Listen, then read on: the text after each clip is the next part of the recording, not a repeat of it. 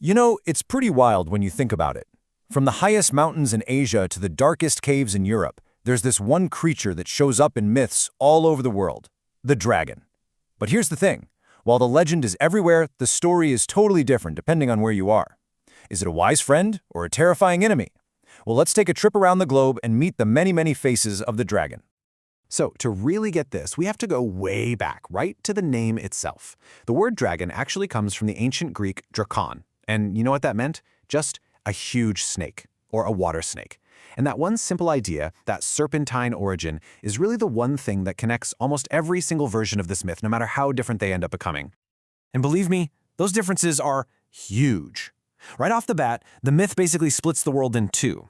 Over in Europe, dragons are these terrifying evil monsters. But in China, they're the complete opposite. They're kind, they're helpful, and they're symbols of amazing good luck. This is the Great Divide, the real heart of the dragon's story. So first, let's head east. We're going to meet the dragons that are celebrated as these incredibly wise and powerful friends to humankind. First up, the iconic Chinese dragon. And the first thing you'll probably notice is, wait, where are the wings? Yup, these famous dragons are wingless and have these long snake-like bodies with 4 legs and 5 sharp claws on each foot. So you're probably wondering, how do they fly? Well, the legends say they have a magical pearl that gives them their power over the skies. And their power was just immense. People believed they controlled the forces of nature itself, especially anything to do with water. They could bring the rain you needed for a good harvest, or they could unleash terrible floods. So they weren't just some mythical beast. They were seen as divine symbols of power and, most importantly, good luck. And right next door in Korea, this whole idea of a good dragon gets even stronger. If the Chinese dragon is a powerful friend, the Korean dragon is considered the most kind-hearted of them all. They're also wingless water gods, and the old stories really focus on how gentle and helpful they are.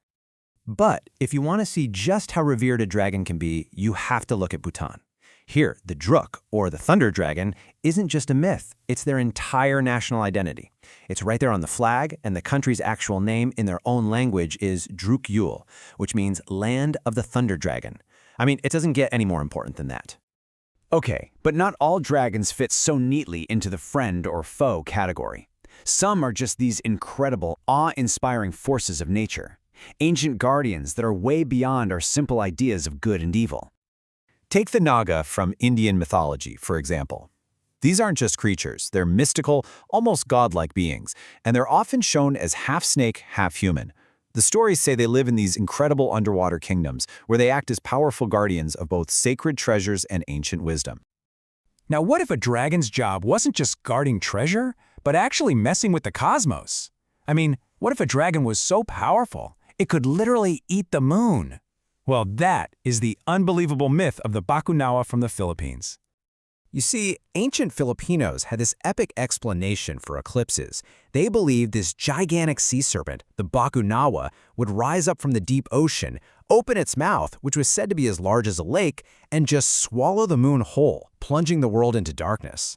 What an amazing way to explain a natural wonder.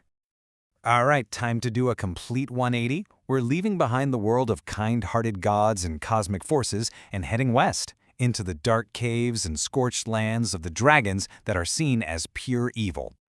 And here it is, the classic monster. The English dragon is literally the stuff of nightmares and heroic bedtime stories. It breathes fire, it has these huge wings, it hoards treasure in a dark cave, and its entire reason for being is to be a terrifying enemy for some brave knight or hero to come and defeat.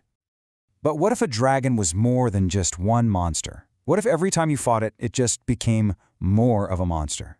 Well, in Greek mythology, they had a dragon with not 1, but 9 heads. This was the legendary Hydra.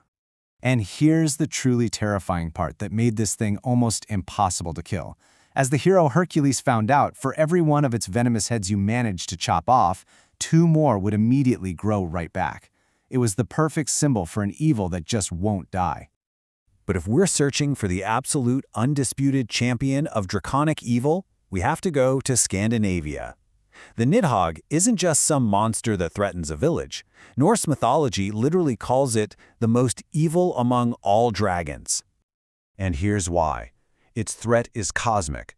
The Nidhogg lives deep underground, and its only job, day in and day out, is to chew on the roots of Yggdrasil, the great world tree that holds the entire universe together. So this isn't just a monster, it's a force of ultimate destruction that threatens all of existence. So, we've jumped from east to west and seen two completely opposite ideas about the exact same mythical creature. Let's try and bring it all together. I mean, the two worlds just couldn't be more different, could they? In the East, you've got benevolent, wise, lucky dragons. They control nature, often working with humans, and they symbolize power and good fortune. But then in the West, they're evil, greedy monsters that only exist to fight humanity, symbolizing total chaos and destruction.